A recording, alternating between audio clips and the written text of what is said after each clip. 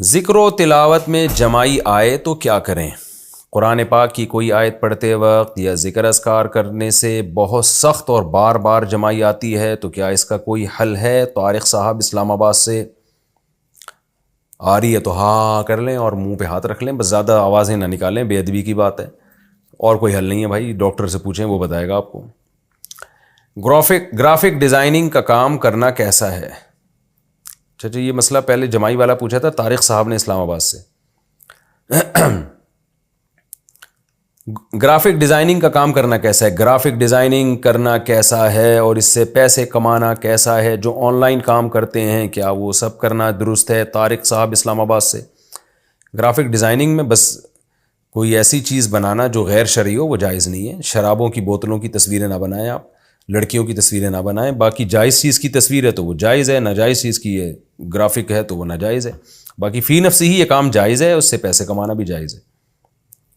On line کام کے شرعی احکام، جو آن لائن کام کرتے ہیں کیا وہ درست ہے؟ اس میں حلال و حرام کی کیا تفصیل ہے؟ طارق صاحب اسلام آباد سے. دیکھیں آن لائن کام کرنا درست ہے، لیکن اس میں اب آپ نے بہت ہی وسیع سوال پوچھ لیا ہے، اس میں تو پورا لیکچر دیا جا سکتا ہے. آپ اسپیسیفک کچھ پوچھ لیتے ہیں نا کہ یہ طریقہ جائز ہے یا نہیں، تو میرے لیے جواب آسان ہوتا. بہرحال آن لائن ٹریڈنگ میں ایک دو تین چیزوں کا خیال کرنا ضروری ہے. بعض لوگ کیا کرتے ہیں، کسی کی کوئی چیز بکوا رہے ہوتے ہیں آن لائن، تو اس میں یہ شو کرتے ہیں ہماری چیز ہے اور ہم سے خرید لو. وہ بندہ خرید لیتا ہے حالانکہ وہ آپ نے ابھی خریدی نہیں ہوتی، آپ کی ملکیت میں ہی نہیں ہوتی. تو یہ عمل ناجائز ہے. یا تو آپ دو پارٹیوں کے درمیان کمیشن ایجنٹ بنے کہ میں آپ فلاں کی چیز فلاں کو بکوا رہا ہوں اور میں اس میں اتنا کمیشن رکھوں گا. یا آپ سامنے والے کسٹمر سے یہ کہیں کہ یہ پروڈکٹ ہے، یہ تمہیں میں بیچوں گا اتنے کی، بیچ نہیں رہا، بیچوں گا، بتاؤ تمہیں قبول ہے؟ اگر قبول ہے تو میں تمہیں جو ہے نا وہ کہیں سے بھی پرچیز کر کے بیچ دوں گا، میں تمہیں اتنے کی دوں گا، کہیں سے بھی لا کے دوں میں، بس یہ میرا ہیڈ ایک ہے. پھر وہ اوکے کر دے تو آپ وہ چیز مارکیٹ سے اٹھائیں اور اپنے قبضے میں لیں. قبضے کا مطلب یا تو خود اپنے قبضے میں لیں یا اپنا کوئی نمائندہ بھیجیں، وہ اپنے قبضے میں لائے گا. تو اس کا آپ کا جب قبضہ ہو جائے گا پھر آپ اس کو بولیں ہاں بھائی خریدنی ہے تو یہ لو جی میں آپ کے گھر میں پہنچا رہا ہوں. یہ اس طرح سے تو جائز ہے. یہ دو طریقے ہیں آن لائن خرید و فروخت کے، ان میں سے کسی کو اختیار کر سکتے ہیں. باقی اسپیسیفک کوئی خاص چیز پوچھنی ہے تو اس کے بارے میں پوچھیں تو میں بتاؤں گا. کرپٹو کرنسی سے نفع کمانا، کرپٹو کرنسی لے کر رکھنا اور بعد میں اس پر نفع حاصل کرنا کیسا ہے؟ محمد سرور ثوابی سے. دیکھیں کرپٹو کرنسی بعض چیزیں ایسی ہوتی ہیں علماء اس میں ماہرین سے پوچھ کے ہی رائے دیتے ہیں. کرپٹو کرنسی تو ایک ڈیجیٹل کرنسی ہے نا، یہ نئی چیز ہے، تو ماہرین جو تفصیل بتائیں گے علماء اسی کے مطابق فتویٰ دیں گے.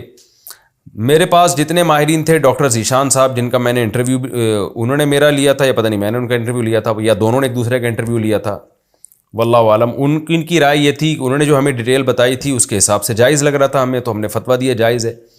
لیکن ایک اور بڑے عالم ہیں، عالم سے میری مراد کرپٹو کرنسی کے ماہر، جو میرے پاس ان کا نمبر بھی ہے، میں نام بھی لے لیتا ہوں، تھوڑا سا آپ لوگ ویٹ کریں.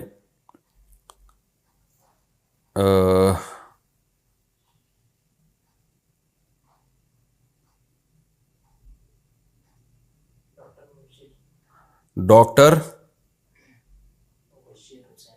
مبشر، ڈاکٹر مبشر صاحب ہوتے ہیں، یہ ہیں یورپ میں، شاید اٹلی میں تھے، جرمنی میں، مجھے ابھی یاد نہیں، میری ان سے بہت ڈیٹیل سے بات ہوئی تھی. ڈاکٹر مبشر حسین رحمانی، ان سے کافی ڈیٹیل میں میری بات ہوئی ہے. ان کو، یہ خود ڈاکٹر ہیں، کرپٹو کرنسی کے بہت ماہر ہیں. ان کا کہنا یہ تھا کہ یہ جائز نہیں ہے، یعنی جو ان کی رائے تھی نا، ظاہر ہے جائز ناجائز کا فیصلہ تو مفتیان کرام ہی کریں گے، لیکن جو یہ ڈیٹیل بتا رہے تھے اس کے حساب سے کرپٹو کرنسی کا جواز نہیں بنتا.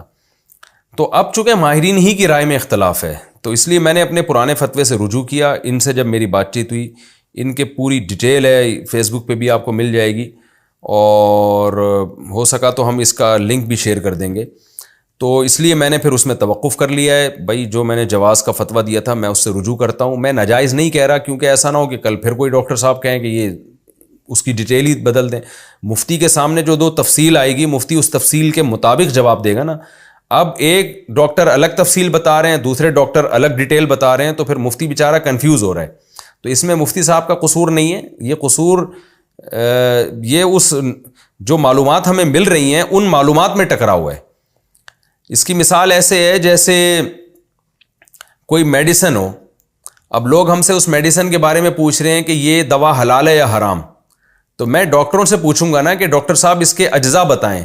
اب ایک ڈاکٹر کچھ اور بتا رہا ہے, وہ بتا رہا ہے اس میں سور کی چربی شامل ہے, وہ بتا رہا ہے اس میں فلاں فلاں حرام اجزاء شامل ہیں, دوسرا ڈاکٹر کہہ رہا ہے کہ نہیں اس میں سور کی چربی نہیں ہے.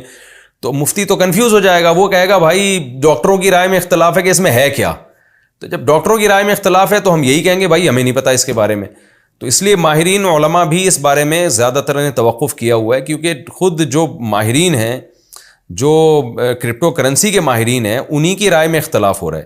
تو اس لیے جب سے ڈاکٹر مبشر رحمانی صاحب سے میرا رابطہ ہوا ہے, وہ اس فیلڈ کے ماہر ہیں, تو اس لیے میں نے توقف کر لیا بھائی جب تک کوئی چیز نکھر کے سامنے نہیں آئے گی 100% کرپٹو کرنسی کے بارے میں, اس وقت تک ہم توقف کریں گے. جامعۃ الرشید میں بھی جو جامعۃ الرشید کا آفیشیل فتویٰ ہے, دارالعلوم کرنگی کا جو آفیشیل فتویٰ ہے وہ بھی یہی ہے. اگرچہ جامعۃ الرشید ہی میں بعض مفتیان کرام اپنے طور پہ اس کو جائز کہہ رہے ہیں, لیکن جو جامعۃ الرشید یا دارالعلوم کرنگی کا یا دیگر بڑے اداروں کا جو آفیشیل ایک فتویٰ ہے وہ یہی ہے کہ بھائی اس کے بارے میں معلومات ہمیں جو ہے نا وہ کلیئر نہیں ہے, اس لیے سب نے اس میں توقف کیا ہوا ہے اس میں جب تک. اور دیکھیں الحلال ابین والحرام ابین, حدیث میں آتا ہے حلال بھی واضح حرام بھی واضح, اور کچھ چیزیں مشتبہات میں ہیں. تو بہتر یہی ہے کہ جب تک 100% اس کے جائز ہونے کا یقین نہیں ہوتا, مشتبہات میں تو ہے باہر